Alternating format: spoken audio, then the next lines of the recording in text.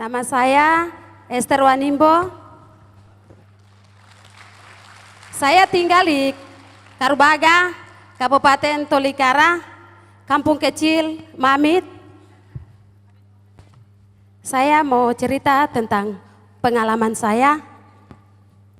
Saya sekolah di SD YPPG Mamit, SD kelas 1 sampai kelas 5, saya belum bisa baca. Sampai SD kelas 6 baru saya tahu membaca. Kenapa dan mengapa? Karena saya belum merasakan pembangunan yang sebenarnya. Saya hidup ada di balik gunung. Setelah tamat SD, saya masuk SMP di distrik Karubaga. Sekarang disebut Kabupaten Tolikara. Daerah yang jauh, kami berjalan kaki, naik gunung, turun lembah, melewati gunung, melewati kali, berjam-jam. Dari jam 6 pagi kami keluar, tiba jam 7 malam di Karubaga. Karena pembangunan belum sampai di sana. Setelah saya tamat SMP, selesai SMA dan kuliah di Manado dan kembali. Pada saat itu saya pulang dan saya gelisah. Saya membuat apa?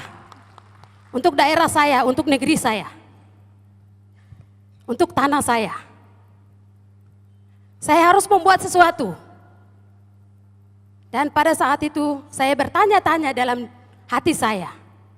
Dan saya bertanya terus kepada Tuhan. Dan saya bertanya kepada mama saya, "Mama, saya mau ingin belajar kembali. Waktu saya kecil, mama kasih belajar saya noken dari kulit kayu. Dan sementara ini saya sudah lupa, jadi mama kembali kasih ajar saya. Supaya saya kembangkan itu, budaya itu. Dengan penuh sukacita, mama saya kasih belajar cara bikin noken dari kulit kayu. Semakin hari berkembang dengan noken itu, usaha, dan saya membuka kios kecil dari hasil noken itu. Dan pada saat itu juga, mama-mama saya, mama-mama Papua yang ada di balik gunung, mereka bawa titip noken mereka untuk jual. Dan saya sangat mengerti kehidupan mama-mama saya. Ada yang janda, ada yang ditinggalkan oleh suami. Saya berkomitmen, harus saya membuat sesuatu untuk mama-mama saya. Dan saya mengambil keputusan, saya mengajar mama-mama saya. Mengajar membaca, mengajar menulis, menghitung.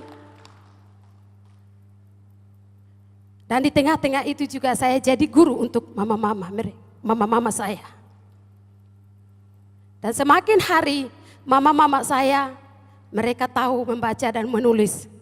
Dan mereka bisa belajar firman Tuhan, kebenaran. Dan mereka bisa menghitung uang masuk, uang keluar. Noken itu unik untuk kami perempuan Pegunungan Tengah. Sekarang ini anak-anak muda, mereka lupa bikin noken dari kulit kayu ini.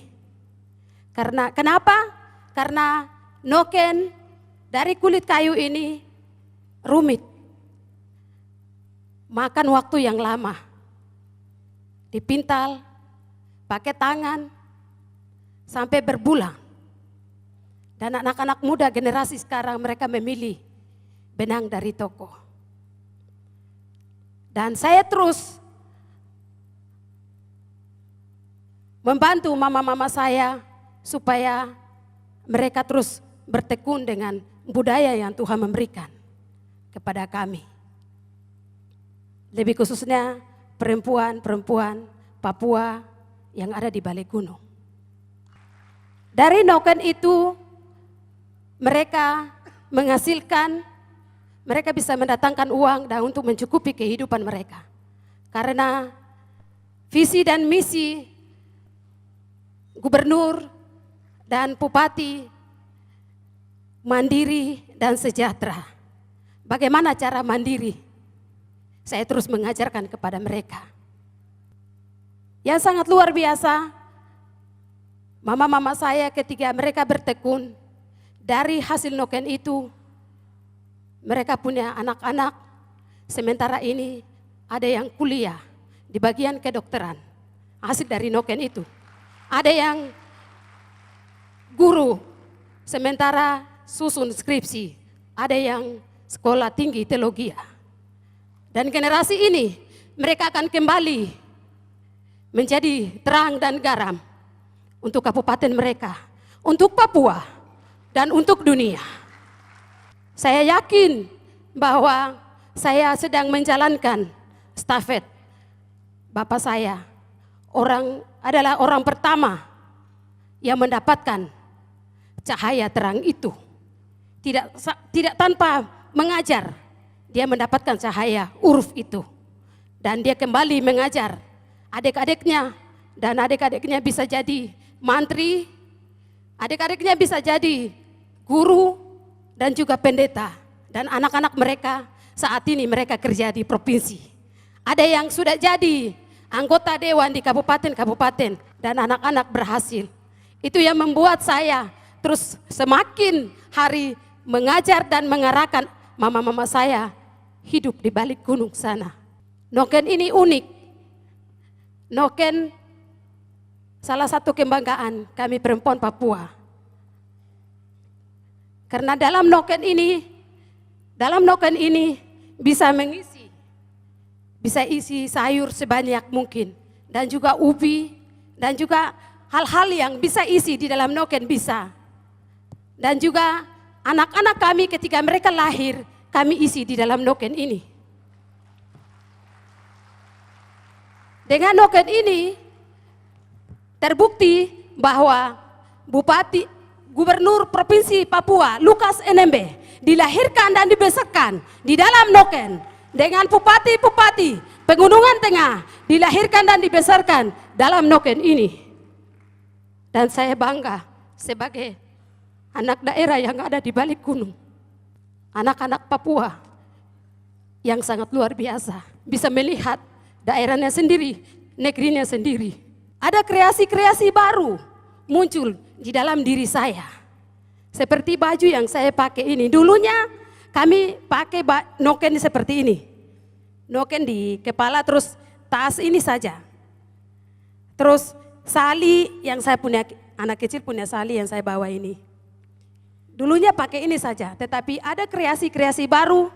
Tuhan memberikan semakin hari, Tuhan memberikan hikmat kepada saya, sehingga bisa bikin baju. Awalnya saya bikin baju yang saya pakai ini, awalnya saya bikin sudah 4 kali salah. Kelima kali baru jadi baju ini yang saya pakai. Dan ada bisa bikin ikat pinggang dari kulit kayu, dan bisa jadi rompi, bisa jadi baju. Maaf sekali lagi, maaf. Ini bisa jadi BH dari kulit kayu, dan juga bisa jadi kantung kolokte, dan juga bisa jadi tempat laptop tas belakang dari kulit kayu. Dan juga bisa jadi rok. Dan juga bisa jadi baju. Dan juga dari saya belajar pertama bikin sepatu dari benang toko.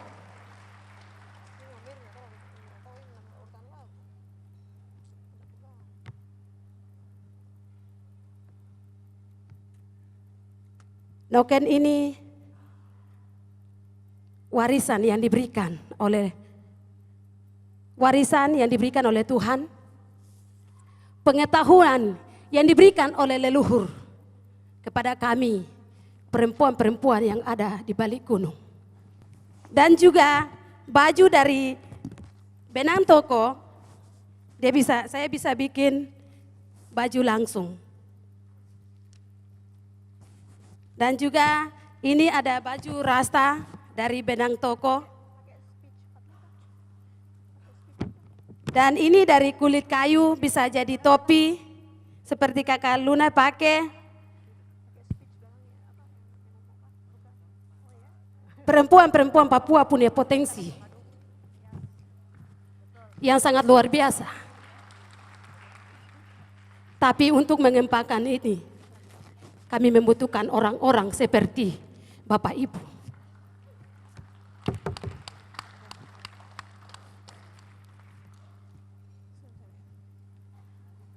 Dan saya menyampaikan terima kasih kepada keluarga besar KTI Forum Kawasan Timur Indonesia. Ketika saya hadir di sini, sesuatu hal yang baru saya mendapatkan.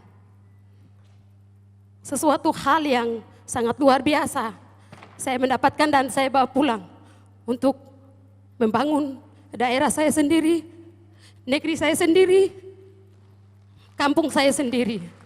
Terima kasih keluarga besar Forum Kawasan Timur Indonesia. Terus lanjutkan pembangunan untuk orang-orang Papua yang tertinggal di pendalaman. Terus lanjutkan. Alaninom, Terima kasih.